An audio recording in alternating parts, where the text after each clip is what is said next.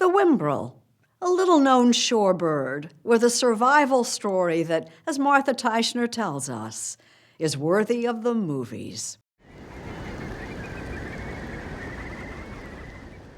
The Whimbrel appear in the late afternoon sky above Deveaux Bank, a tiny island, a sandbar really, just off the South Carolina coast south of Charleston. Crouched in the dunes, we watch with the scientists studying them. And as we got near to sunset and high tide was coming in, University of South Carolina graduate student Maina Handmaker remembers the first time she saw what we were seeing. it was just the most unbelievable thing I've ever seen. Hundreds of Whimbrel just streaming in over the horizon. Clouds of birds. Look at them against the sunset. You tell yourself, memorize the sight.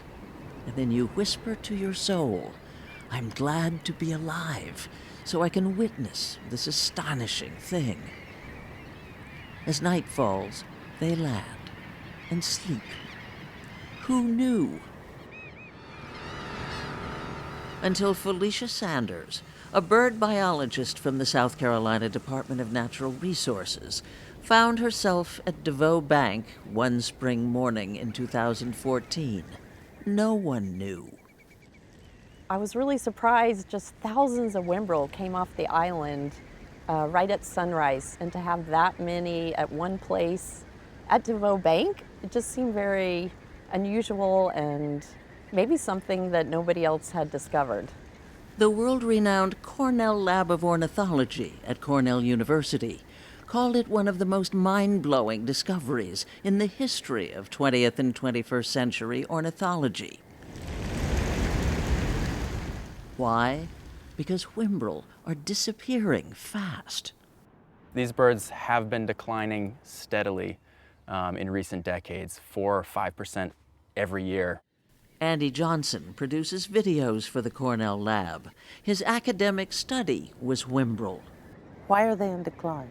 There's sea level rise and development on coastlines that converge and compress their foraging habitat and their roosting habitat. And there's aspects of climate change that are affecting them in timing of food availability. It's complicated. Yeah, they have a wide range of things that are sort of hitting them from all sides.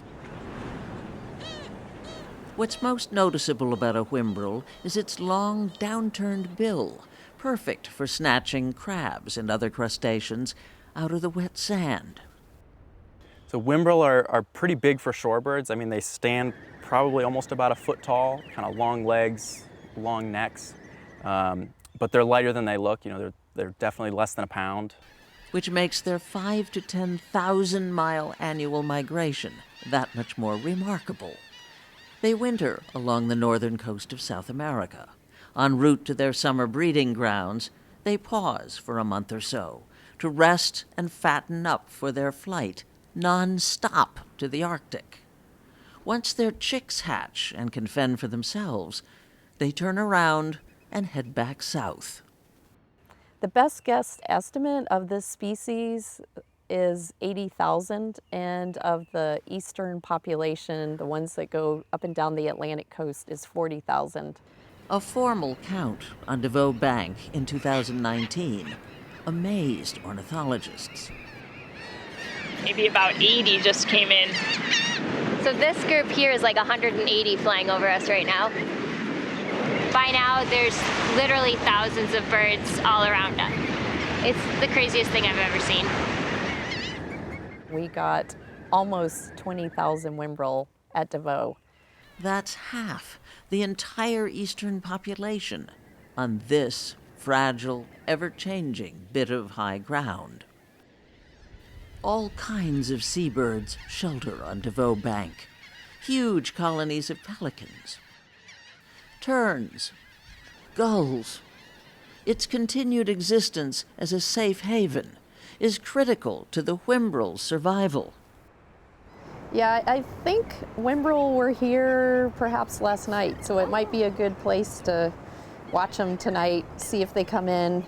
The goal was to capture birds, tag them, and attach tiny solar-powered tracking devices to learn where they go and how best to help them survive. I mean, we still have another hour until high tide, though. We know the high tide's going to be a little higher even than it was last night. The moon would be full the April night we were there. So we were kind of calculating where might the water come to tonight and where do we think Whimbrel will be roosting tonight and placing the net accordingly. Where are you seeing the most tracks? Right here? There. Over there on that high spot. Second guessing, wary Whimbrel? Those are our birds. Easier said than done. 2, 1. How hard is it to achieve what you're trying to do? Quite. This will be our 5th night in the past couple weeks trying to catch birds, and they have evaded us so far. By nightfall, the Whimbrel had evaded capture again, and higher than expected tides had swamped all of the nets. Team Whimbrel kept at it. This is maybe our 15th try in the last 4 or 5, 6 weeks. I'm losing track, honestly, but yeah, I don't have super high hopes considering how tough it's been. These birds are so darn brilliant. Finally, on May 11th, they hit the jackpot. 14 captures. Female, male. Yeah, sure looks like it, doesn't it? The good news? They managed to tag and put transmitters on 2 birds. The bad news? A lightning storm forced them to release the rest. You know, I kind of love the challenge. If it was easy, I wouldn't love it. And I'm glad the birds are winning. They should. Winning, but for how long? Without the work that's being done here at Deveaux Bank to save them, how long?